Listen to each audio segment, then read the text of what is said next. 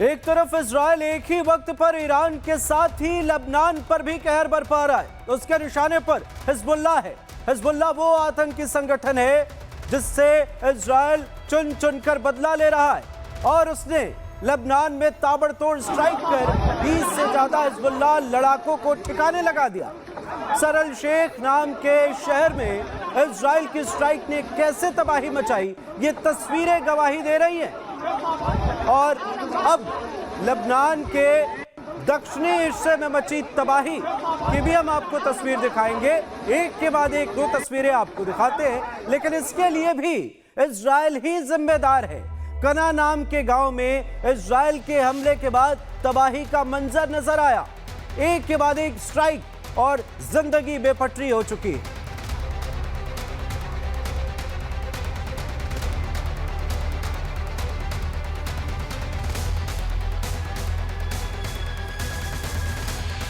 और इजराइल सिर्फ हमले नहीं कर रहा, बल्कि वो हिजबुल्लाह समेत लबनान के लोगों के दिलों में खौफ भी भर रहा है और वो रुकेगा नहीं। इजराइल की सेना के अधिकारियों ने लबनान के लोगों को अलर्ट जारी कर दिया है कि सीमा के पास वाले इलाके छोड़ दे, क्योंकि वो अब शमशान बनने वाले हैं। إن نشاطات حزب الله الإرهابي تجبر جيش الدفاع على العمل ضده بقوة كبيرة في تلك المنطقة. الغارات مستمرة حيث يعمل جيش الدفاع بقوة كبيرة في المنطقة، ولذلك وحرصا على سلامتكم نعود ونناشد إخلاء منازلكم فورا والتوجه فورا إلى شمال نهر الليتاني। और आईडीएफ की ये चेतावनी कोई हवाई नहीं है। लबनान की राजधानी बेरूत तक में इजराइल हावी है। उसने बेरूत की एक होटल को तबाह कर दिया क्योंकि उसके पास ये खुफिया इनपुट था कि उस होटल में ईरानी सेना का कोई कमांडर था और इस इनपुट के बाद हमला हुआ। और इजराइल बेरूत में बारूद की बारिश नहीं रोक रहा। उसने बेरूत के दक्षिणी हिस्से में एयर स्ट्राइक कर तबाही की नई इबारत लिख डाली है। लेकिन सवाल यह है कि नेतन्याहू को लबनान को दहलाने की सनक क्यों सवार है? ऐसा क्या है लबनान में जो ईरान से जारी जंग के बीच नेतन्याहू हिजबुल्लाह पर भी दनादन हमले किए जा रहे हैं? नेतन्याहू को लबनान से इतनी क्यों परेशानी है? चलिए आपको विदेश मामलों के जानकार दीपक वोहरा की जुबानी बताते हैं। अब हिजबुल्लाह को अगर बर्बाद करना है तो उसको लेबनान को ठोकना पड़ेगा, क्योंकि वो नहीं चाहता कि कोई ऐसा देश हो उसकी पेरिफेरी में, उसके इर्द गिर्द, उसके करीब में, जो कि उसका दुश्मन हो। ये बात समझनी बहुत जरूरी है।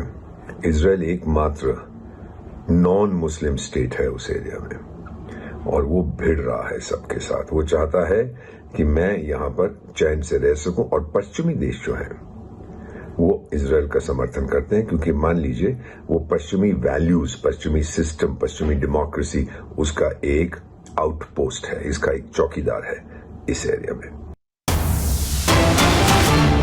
और इस बीच बड़ी खबर इजराइल ने इंटरसेप्ट की है। ईरानी मिसाइल जो है, ये बड़ी खबर आपको बता रहे हैं। मिसाइल का मलबा सड़क पर गिरा।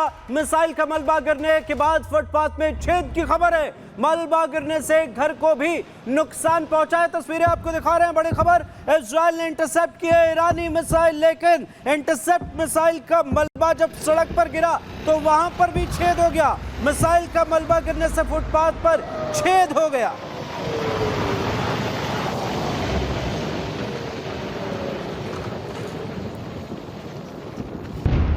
तो ये तस्वीरें आपको दिखा रहे हैं। आईडीएफ ने ये वीडियो जारी किया। और इस बीच एक और बड़ी खबर, तेल अवीव में यूएस एयरफोर्स ने बढ़ा दिया मुस्तैदी।